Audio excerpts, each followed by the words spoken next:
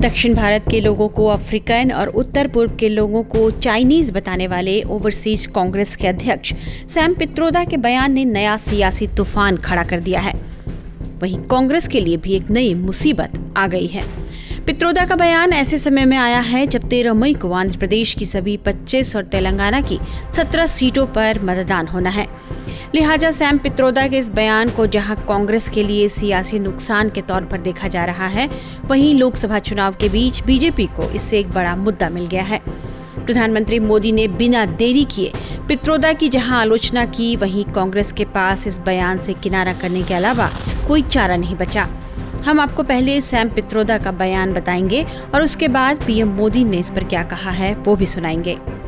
एक इंटरव्यू में सैम पित्रोदा ने कहा, हम दुनिया में लोकतंत्र के एक चमकते हुए उदाहरण हैं। हमने देश को एक रखा, वो भी भारत जैसी विविधता वाले देश में, जहां पूर्वी भारत के लोग चाइनीज की तरह दिखते हैं तो वही पश्चिमी भारत के लोग अरबी लोगों जैसे लगते हैं। उत्तर भारत के लोग शायद गोरे लोगों की तरह लगते हैं तो वही दक्षिण भारत के लोग दक्षिण अफ्रीकी लोगों की तरह दिखते हैं। हालांकि इससे कोई फर्क नहीं पड़ता, हम सभी भाई बहन।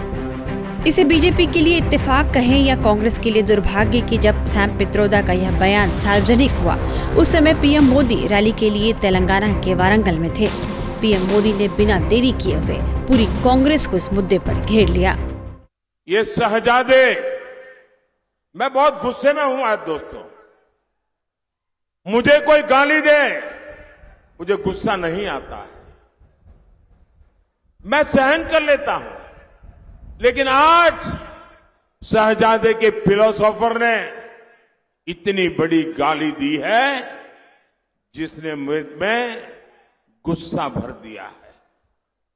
कोई मुझे बताइए, क्या मेरे देश में चमड़ी के रंग के आधार पर लोगों की योग्यता तय हो जी?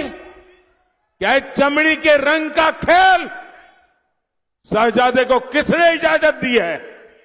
संविधान सर पे लेकर के नाचने वाले लोग चमड़ी के रंग के आधार पर मेरे देशवासियों का अपमान कर रहे हैं। शहजादे, आपको जवाब देना पड़ेगा।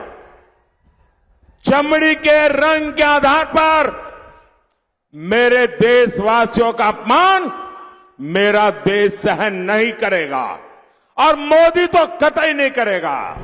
हालांकि बीच चुनाव में आए सैम पित्रोदा के इस बयान से कांग्रेस किनारा करने लगी है। मामले की नजाकत को देखते हुए कांग्रेस महासचिव जयराम रमेश ने एक्स पर एक वीडियो संदेश में पित्रोदा के बयान को दुर्भाग्यपूर्ण बताया है। सैम पित्रोदा द्वारा भारत की अनेकताओं को जो उपमाएं दी गई हैं वो बिल्कुल गलत है, दुर्भाग्यपूर्ण है और अस्वीकार्य है, बिल्कुल अस्वीकार्य है। भारतीय राष्ट्रीय कांग्रेस इन उपमाओं से अपने आप को पूर्ण रूप से अलग करती है और इसका खंडन करती है। जयराम रमेश ने भले ही सैम पित्रोदा के बयान को दुर्भाग्यपूर्ण बताया है, लेकिन समझा जा रहा है कि इससे कांग्रेस का बहुत नुकसान हो गया है। तो दूसरी तरफ बीजेपी को इसका फायदा होता नजर आ रहा है। वारंगल की जनसभा में इस मुद्दे को उठाकर पीएम मोदी ने इसका संकेत भी दे दिया। समझा जा रहा है कि यदि बीजेपी इसे मुद्दा बनाने में सफल रही तो 13 मई को होने वाले चौथे चरण के मतदान में आंध्र प्रदेश और तेलंगाना में बीजेपी को इसका लाभ मिल सकता है। बीजेपी आंध्र प्रदेश में लोकसभा और विधानसभा चुनाव टीडीपी और जनसेना के साथ मिलकर लड़ रही है। पार्टी को लोकसभा में 6 सीटें और विधानसभा में 10 सीटें मिली हैं। इसमें 3 लोकसभा सीटों पर उसकी दावेदारी मजबूत बताई जा रही है। वहीं कांग्रेस इंडिया गठबंधन के तहत आंध्र में भी चुनाव लड़ रही है। अब तक राज्य के बंटवारे के खिलाफ कांग्रेस को लेकर लोगों में गुस्से की बात कही जा रही थी, लेकिन रिपोर्ट्स ये बता रहे हैं कि राज्य के बंटवारे को लेकर जनता का गुस्सा अब कम हुआ है। वहीं आंध्र प्रदेश कांग्रेस अध्यक्ष के रूप में वाईएस शर्मिला की नियुक्ति पार्टी के राजनीतिक भाग्य को पुनर्जीवित करेगी, ऐसा पार्टी नेताओं का मानना है। इसलिए कांग्रेस आंध्र प्रदेश में भी राजनीतिक बढ़त की उम्मीद कर रही थी। दूसरी तरफ तेलंगाना की बात करें तो 17 लोकसभा सीटों में बीजेपी इस बार अपने लिए ज्यादा संभावनाएं देख रही है। हालांकि पिछले विधानसभा चुनाव में कांग्रेस की मजबूत जीत से तेलंगाना में राज्य के राजनीतिक समीकरणों में बड़ा फेरबदल हुआ है और अब तक राज्य में बीजेपी कांग्रेस के बीच कांटे की लड़ाई मानी जा रही थी।